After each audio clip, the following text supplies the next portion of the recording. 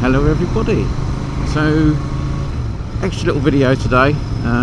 This will be going out on Sunday, I think, after my debacle with the Africa 500. But I thought it's a beautiful day. It's very icy. It's about minus 273 degrees Kelvins in it, or something. Was it 0 Kelvins? I can't remember now. It's really cold and there's frost everywhere. But everything was frozen solid this morning, so this is about lunchtime on the Friday. But I thought we'd have a little chat about some of this little bits of press release that have come out. Well, not press releases, some YouTubers have done some stuff, and there's quite a bit of flashing around in India about this so-called Himalayan 650. And I just wanted to dissect a little bit of that, and then talk a little bit about Enfield and just some of the things that they've been putting out and their engines and stuff, which I'm all finding a little bit confusing, because I didn't really think that's what they were going to do, if the little sneak pictures on the internet are to be believed. So I thought I'd sort of delve into that a little bit and give you my thoughts on it. And I'll give you a sort of an update on my Africa 500 and what's been going on there. And I've remembered to switch off my indicators. So bad, isn't it? What a nightmare. I keep doing it. It's because I've got all my clobber on, and then I can't see the clocks quite properly, and it goes out of your head. That's a shockingly poor excuse, isn't it? Anyway, it won't be a long video, but I'm just going to give you my thoughts on Enfield and just sort of the direction they seem to be taking a little bit, well, from my perspective anyway, because I have no idea what direction they're taking. But I thought we'd go up to the Roundtree, and because it's a relatively bright day, I thought I'd bring the 360 camera up, just to see what it's like shooting with that today, and see if I can get some better quality out of it. But it is a lovely day, really lovely. So we will head into the Roundtree. Hopefully there will be nobody sitting in my seat. Do you think I should put a towel on there like the Germans, so nobody can nick my seat? It looks clear. A few people walking their dogs, but I'll make sure it's all quite safe. Right, we shall pull up, and I'm hoping that the ground's going to be quite hard. It should be, shouldn't it? At these temperatures, because it was about minus 400 last night. It's getting worse, isn't it? It's minus 400 last night. Not 273. Right, let's have a chat. Right, hello everybody. So we're here. What a beautiful day. Oh, Christ, what's that cold this morning? Doing a lot of moaning at the moment, isn't I? I shouldn't be doing that, really, should I? But it was cold. You know when you can't find the right pair of gloves in an emergency, and I just got the short pair, and I've got a very cold wrist. There we go. That shouldn't moan about stuff like that, should we? It's the first world problem, isn't it? The other problem I did have, though, I managed to lose my mic too yesterday when I was doing the work on the bike. Oh, God. So I'm actually using I'm going to show you some of my kit in a couple of videos time. I'm going to show all the kit that I use. These mics, these are £11 off Amazon, and do you know what? They bolt directly to my Osmo kit, DJI kit, without any faffing around. Where the actual, funny enough, the DJI mic to sometimes would not fail, but it wouldn't connect, and it'd go for a press. These, you just clip them in and they work perfectly. Hopefully I'm actually getting some sound, so I won't be regretting saying that. But 11 quid. I bought two sets. You get two mics and the receiver. They call them transmitter. You get two transmitters and a receiver, so you can have two people talking and all the rest of it. But they're actually quite good for this sort of stuff. When you lose your £85 mic, so that's really good. Anyway, back to the subject. So yeah, I saw these posts coming up on YouTube about these spy shots. So sometimes these spy shots are intentional, aren't they, by the manufacturers, just to get people excited and interested. And I think that it gets done, if that's what's happened here. It makes people think for the spring, when they're looking to buy a new bike, they think, oh, we'll wait for that to come out because that looks quite interesting, and not going to pull a trigger on another bike. But that's by the by. But what I found interesting was, I mean, it does look like a Himalayan, or that style of bike, isn't it, with Enfield? But I was getting a bit confused with their engine choices, because I thought as soon as they brought out the new Himalayan, um, with the water cooled engine, and that's something I thought that Enfield really needed. They needed to. I like the classic style of Enfield bikes, but I think they needed a modern engine, and a water cooled engine was the way to go. They had to do that. It helps with the emissions, doesn't it? I think, but it also, you can use much higher compression ratio, so you can get more power out of the bike. Um, and I think if they'd have just updated the original, the 450 Himalayan, with an air cooled engine, I don't think that would have sold at all. So even though everybody had been waiting for a Himalayan with a little bit more go with it, that engine, that 411 engine, although it's great, it's got such a lovely character, and I've got it in my Scram, as you know, in France, and I love that engine. But I have always found, even when I had the Himalayan originally, before the Scram, that engine can be a little bit, don't take this out of context, a little bit knocky. Certainly when it's cold, and it's not that refined an engine. So of course, when they went water cooled, I thought, oh, here we go. This is great. And I assumed fairly early on that engine would have ended up in the Scram, but it didn't, did it? They seem to have done a rebore on the Scram and brought it out to 440, I think it is, isn't it? 440, which seems like an odd thing to. On one hand, it seems like an odd thing to do. Other hand, it doesn't. Because you think, well, that's a cheap way of increasing your capacity and maybe upping the power a little bit. But I'd be very intrigued to know what that engine feels like, because I would assume that they're probably at the maximum that they can go with that bore, and the original cylinder, open it up a little bit without changing too much of their manufacturing processes. Because all you really got to do is just, whether I don't know whether they use liners in there. You just put a different liner in it. There's another 40 cc's is not a lot, actually. So you just got, new piston rings, and away you go. They've probably changed the fueling a little bit and that sort of stuff. So yeah, I found that very odd when you think, well, why didn't you just put the 450 engine in that bike, or update the frame a little bit and put put the engine in there? So I find that very strange. It may be because, again, we always think that in the English market, we buy so many Enfields, but we're something like 1% of the sales figures for Enfield. So I suppose it's still very much, they're always looking at their own home market, because that's where their money is. So I think, well, okay, you could sort of live with that. I thought, well, that's quirky, 440 engine. It'd be interesting what that comes out, because I don't think there's anything else to the bike. I think it's pretty much as it was. But I'd love to have a run on that. And then I also thought, when I saw those not press shots, but those spy shots of the 650 Himalayan with this engine in it, their fabulous twin, I thought, oh, that's a retrograde step for me. I sound a little bit like Mystic Meg. That's a retrograde step. I was going to remember Mystic Meg, Septic Peg, whatever her name was. So I would have thought, well, surely they were developing a twin water cooled engine, at the same time they were doing the single. You think, well, why wouldn't you put that in? Put a modern, higher performing engine into a bigger version of the Himalayan. I know people have constantly looked at the Himalayan and thought, well, there's got to be a bigger adventure bike coming. And the 650, I know people talk about 750. I don't know where the 750 bit's coming from. I think you get this sort of, one person says it and it becomes fact, isn't it?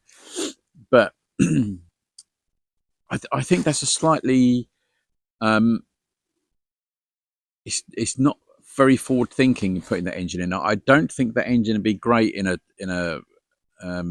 bigger adventure bike.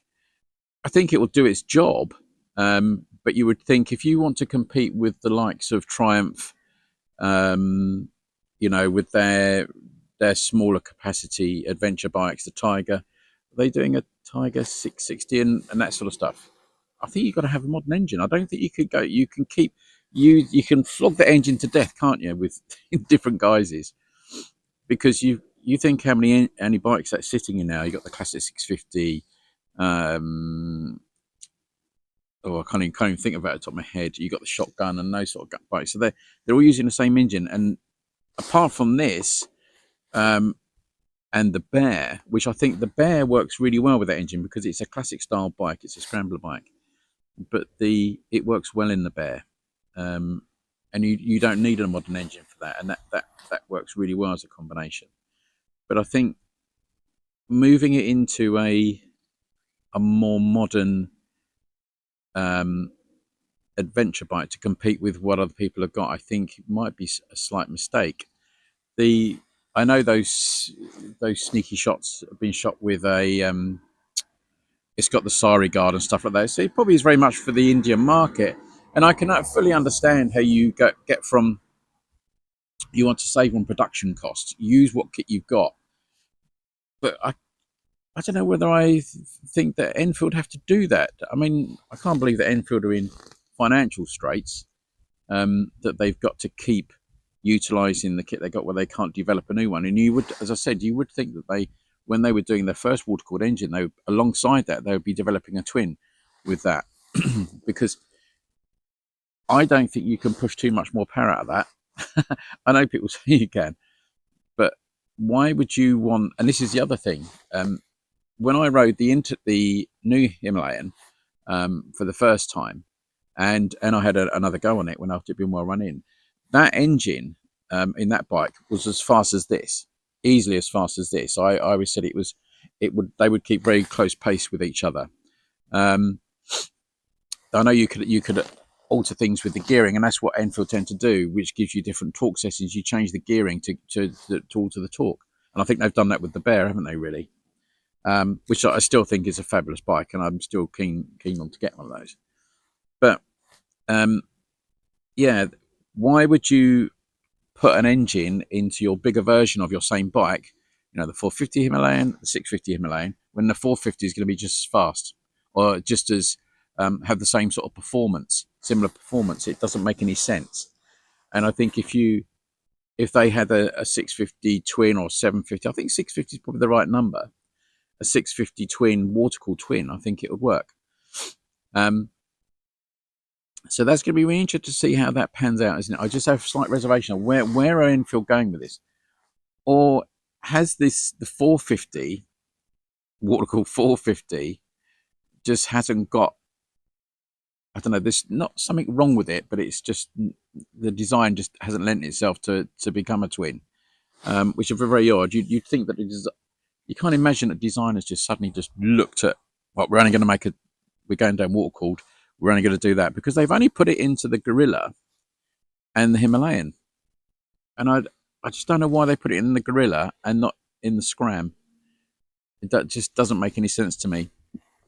Maybe the Scram is such a big seller in India that they just think, well, they don't need to change it. We need to keep that 411 engine. I think the 411 is outdated now. I don't think it has anywhere to go, that 411 engine. When you look at how fantastically well the 350, the J series, is how popular that is, and that's great. That's a great standout. That become one of the all-time great engines, I think. But it's very odd, isn't it? Why they've done that? Very odd. Because what are the other limitations of that engine? I mean, I suppose the other thing is the service intervals, isn't it? Now I know people say, oh, well, it's every 3,000 miles. It's not. There's the 3,000 miles check on this engine, and the bike is just like a nut and bolt, make sure nothing's coming loose, and things do come loose on these bikes. So I think it's a 6,000 mile oil change, and then you've got the valve checks, haven't you? And I think on the 450 Himalayan, the water cooled one, it's not so stringent. The service intervals are much better, and you would expect that on a water cooled engine, the service intervals to be much better. And you would like to think that if you're taking an adventure bike on an adventure, let's look at the trip I'm going to make April, May this year. I say this year now. Is that if I left, you know, and I say I'd bought a brand new one, and I'd just done a couple of thousand miles to run it in, or 1,000 miles to run it in. By the time I get down to the bottom of Western Sahara, I'd have to have it serviced. I'd have to have the valves checked. It's like, well, hang on a minute, and you don't want that. You really want 10,000 mile intervals, didn't you? Read 10, 12,000 mile intervals, and certainly for the valve check. I know. I'm not saying that, you know, they're building engines the same quality as Honda, but you know, they really are great quality. My Africa Twin valve check service, I think, is 14,000 miles, something like that, which is a lot. And at the end of the day, that only needs doing if it really needs it, because I wasn't going to pay the dealer £800-900 to get that done, unless it was running like a bag of spanners. So, but on these, they do need those valves doing, and the, you know, the valve clearances. It's like the 350s, you know, they do have to be down. They do get rattly. I remember the Hunter used to, you know, start backfiring and stuff until that was done. I can't even remember what mileage we did that at. It was quite early, I think. It was done initially on its first service, and then we did it again. So yeah, that's the thing. If Enfield are looking at bringing out a bigger adventure bike as the big brother to the 450, I think it needs to have good service intervals. It's got to be water. I'm sure it's got to be water cooled, and it just needs to be in the same power wise as the bike it's competing with, because it's not going to be cheap, is it? I mean, it's going to be cheap in the whole scheme of things, but it's, you know, if you look at the 450 Himalayan, what are they? 6,000, 6,500, 6,700 now. If you want all the bells and whistles on it, so that's got to be, we're getting into the 8,000-9,000 territory, right? 8,000, because they to be competing. Maybe they're thinking they've got to be competing with the likes of the Chinese now. The Chinese might be very threatening the Indian market, which may be why they've suddenly thought, well, that a water cooled twin's not ready yet. We've got to get something out in the market, and we've got to compete price wise with the Chinese, which the Indians can do in the home market, but they won't be able to do it here. You know, the subsidies and everything that the Chinese put on their bikes, I just think they would price Enfield out. They seem to be pricing everybody else out, don't they? And I think Enfield need to be really on top of this, because it could be a major threat to them. So that's interesting. I'd be really interested to see what other people's thoughts on this about, you know, those bikes. That bike was definitely was a mule, really. So what was on it could be not what's on the finished article, could it? You saw the electronics box on the back and stuff like that. You know, they've got plenty of kit to go with showers and all that sort of stuff they're putting on their other bikes. So they've got those supplies. It's just going to be the engine, isn't it? What do you do with the engine? Don't put the 650 engine in it. I don't think it'll work. It'll be a nice bike, and people are like, but I just think it's got to be water cooled. They've got to up their game.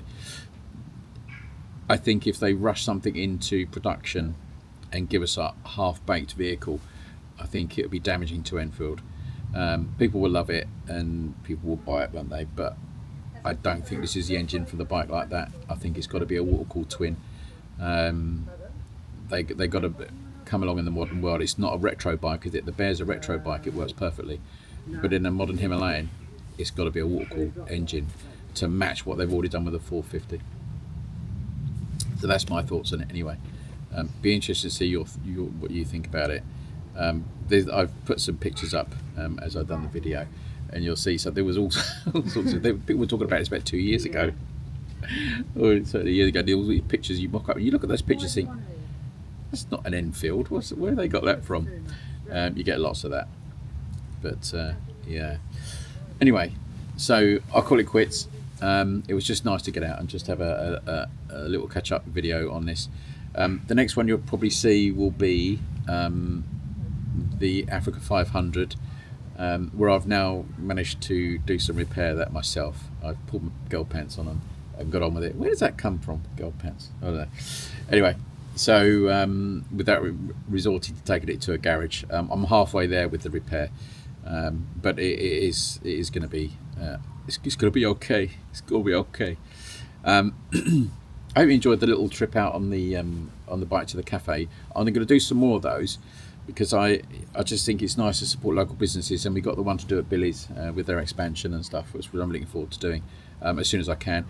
Also got to get the Triumph back because Dave's not around at the moment, so as soon as I can get in there, probably might be during the week, I'll be able to grab the Triumph up and get that sorted. But my garage is an absolute mess at the moment. It's just full of all this stuff with all the aggro I had with snapping the bolt off the other day. But anyway, right, I hope you're well and good, and the start of the new year is going well. Slightly better than mine anyway. We're losing microphones and breaking bolts. But take care, everybody, and I'll see you in the next episode. So look after yourselves. Thanks, everybody, guys. Take care.